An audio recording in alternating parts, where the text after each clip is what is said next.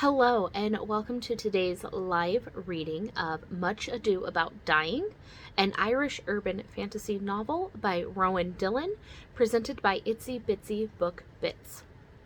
Prologue. When the magnetic poles shifted, the world panicked, expecting electronic chaos. However, when the feared difficulties failed to manifest, everyone relaxed, much like the Millennium Bug in the 2000s. A few birds might have gotten confused when they migrated, but other than that, no one noticed any major changes. At first. After a few months, though, some people developed an increase in their special talents. A famed opera singer reached impossible octaves. An Olympic swimmer developed fins. A famous glass artist could manipulate molten glass with his mind. People changed, they grew, they evolved. In time, a center formed to care for and educate these people, dubbed the Unhidden. The Protectorate for Unhidden Advancement and Education, headquartered in Ireland, combed the world, searching for those with new talents. Many of them came to PHAE to learn how to harness their growing powers. Anna, who had power over water, Max, who commanded the winds, Hiroki, with the power of persuasion, Komi, who could command plants to grow, Bintu, with the ability to read any language, and Katja, who could control fire. They were welcomed by Fae representatives Ciara, Paul, and Martin, and sent to the Byrne family farm for education. Colin and Michelle, along with their children, Rajan, Brendan, Fiona, and the twins, Liam and Hugh, helped them learn about Fae and how to control their talents. However, before they could finish their education, several groups against the Unhidden formed an alliance to fight their progress. The Pure Earther movement developed a plan, obtained weapons, and executed a multi-pronged attack on Ireland. Several bombs were planted in cities around the country. Those in Galway and Dublin were detonated, killing thousands of people. In the aftermath, the Unhidden worked hard to heal those who survived the attack. Chapter 1. The wound is the place where the light enters you. Rumi. Rajan Byrne watched from the hallway while her brother Brendan mopped Anna's brow, his own furrowed in worry. Her cough had graduated into full-blown fever, and, so far, even his constant attentions hadn't helped. Once her illness got worse, he had brought her to Rajan's hospital. Rajan had worked on healing Anna every day, which kept her from getting worse, but she'd been unable to get ahead of the disease, no matter how much energy she put behind her unhidden talent. Eventually, she had to move on as she had a whole wing of patients who needed her attention. Brendan prayed pretty much every hour, calling upon his faith to provide some solution. Their man would have told him to pray to God, and he had, many times. It broke Rajan's heart every time she heard him call upon Saint Brendan, his own namesake. The patron saint of sailors ought to be appropriate, as Anna's talent involved water. He even called on Manannán mac Lir, the ancient Irish god of the sea, but she only heard him do that once. Better to stick with the Catholic entities. He'd gone through his entire litany of prayers. One night she walked by as he started his prayers, and she didn't recognize it. He must have made one up from his own heart. Heavenly Father, it's so hard to watch Anna suffer. It doesn't seem fair for her to have to endure so much pain. I have no power to help, but I believe you are powerful and capable of stepping into this situation and completely altering the outcome. In faith, I believe you listen to our prayers, and those prayers can make her well. So I am bringing my friend before you to ask for your healing touch in her life. Thank you for the forgiveness of sin and the promise of eternal healing, but I'm asking you to provide healing for her on this side of heaven. Amen. Rajan swallowed back her tears as she put a hand on his shoulder, making him look up as he sniffed away his congestion. She gave him a sad smile. I finished up a bit early. Let me try to help some more. He stood to give Rajan room to work. She put her hands on Anna's chest as the American woman shuddered and coughed. The painful raw sound dug into Rajan's heart. She thought not only of how much Anna meant to the Fae, but how much she meant to her brother. They'd enjoyed a mentor-teacher relationship, but it had obviously blossomed into something much deeper, an understanding more intimate. Rajan envied them that closeness and wanted to do everything she could to keep them together. Brendan would be devastated if Anna never recovered, To lose her now would break his heart. Róisín reached deep into the earth, to the primal center of her power. It flowed reluctantly after a long day of healing, sputtering and trickling where it should flow freely. Still, she managed to get a good deal of power into Anna. With a deep breath, she rose, glancing at Anna's face. She wasn't sweating as much, which gave Róisín hope. She let out a sigh. She's better. I'll stop by after each shift for another round. It might make the difference, but whatever's got a hold of her is stronger than me. Brendan swallowed, his eyes still glued to Anna. I know you're doing as much as you can. Thanks. She gripped his shoulder. Brendan. What? She's strong, and she's young. She'll make it. His jaw muscles twitched as he ground his teeth. How can you be so sure? Do you even know what she has? Róisín pursed her lips. No, I thought I did, but I'm not sure now. But my talent doesn't need to know. It just heals. Look, I'll ask Dr. O'Shea to come by. Maybe he can diagnose her. At least make her more comfortable. We don't have much after the bombing, but he might have an antitussive. He turned back to Anna as she fell into a fit of dry coughing. She needs something. We'll get it for her. She's better than yesterday. Tomorrow she'll be better yet. Have faith. Róisín, Galway. Róisín wiped the sweat from her patient's brow with the back of her hand, smearing the damp with grit.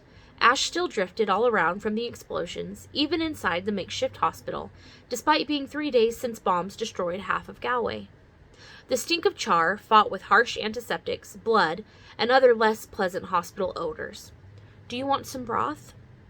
He shook his head, coughing into his hand. No thanks, pet, but I've got a fierce thirst on me. I'd love a drop of the hard stuff if you have it. I'm afraid whiskey still isn't on your chart. Sorry. She gave him a wry grin to take the sting from her words. As little as they had here, a bit of spirits might lift his mood.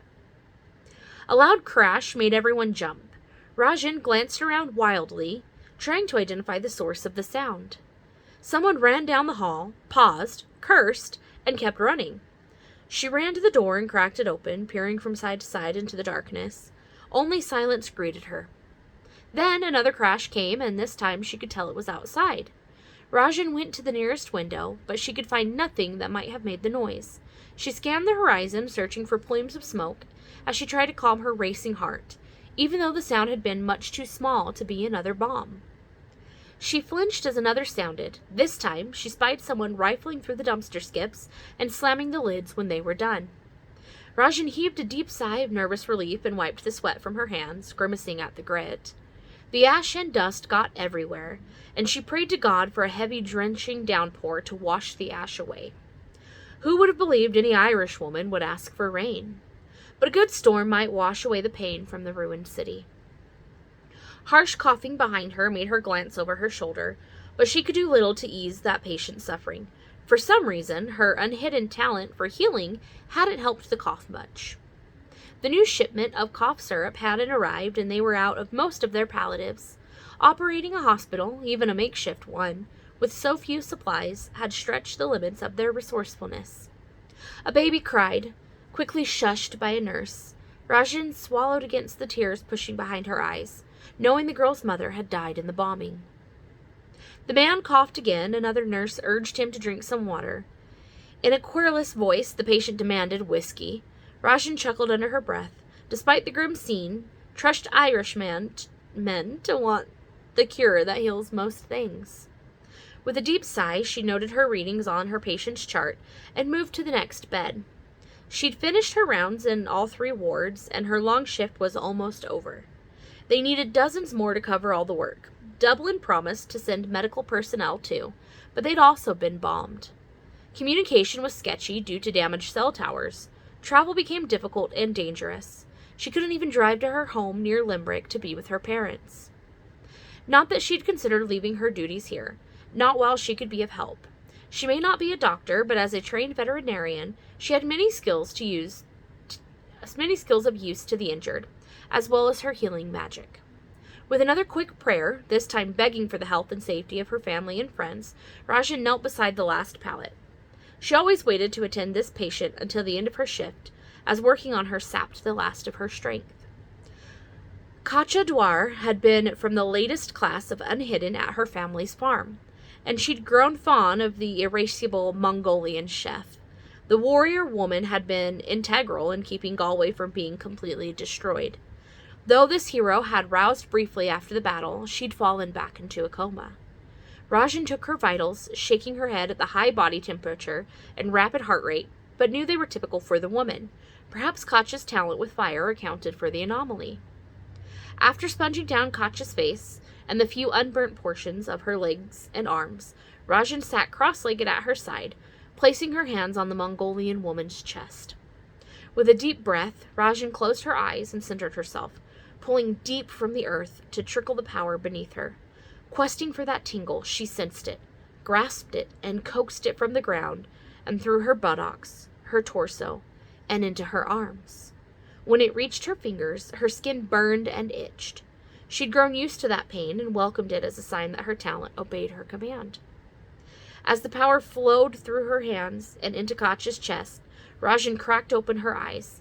The illumination was a new phenomenon, and she liked watching her hands glow with healing power. Róisín had always been able to heal her own minor cuts and bruises. After the magnetic pole shift, though, she could heal others. Broken legs, deep cuts, but even those required time and intense effort. Healing injuries as deep as Katja's demanded more power, and Róisín rationed her strength each day. Róisín wasn't even certain she made a difference. The small improvements might be the woman's natural healing, but at least Róisín didn't make things worse, and she must try. As a wave of exhaustion swept over her, Róisín slumped over the Mongolian woman. The other attendants knew the routine and let her recover on her own. She concentrated on her breathing, in and out, slowly drawing in the energy of the earth to restore her own exhausted supply. Once the tingling faded, Róisín pulled her arms off the other woman's pallet, dropping them into her own lap.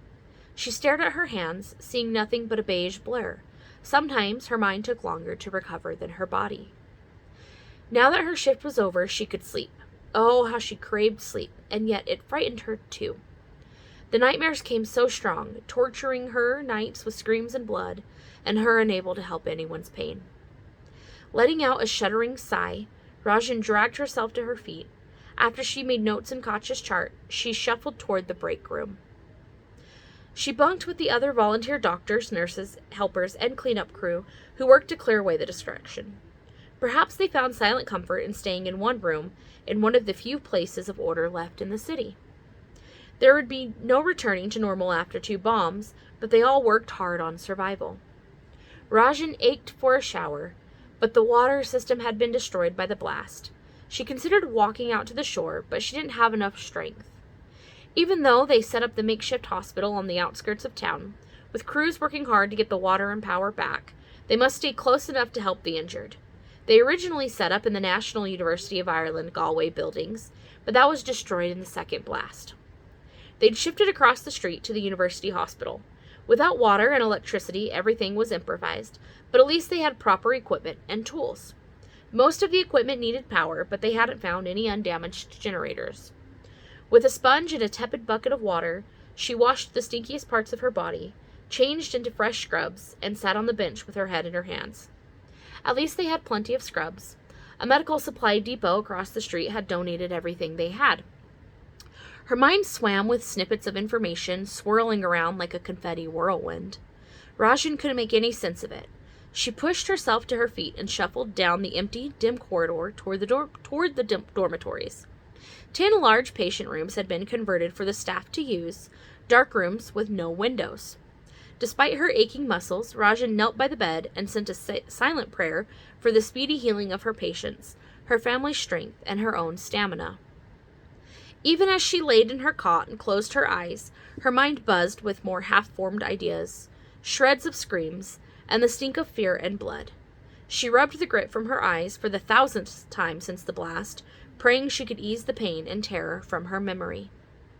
Eventually, giving into the anguish of her soul, she fell into a fitful slumber.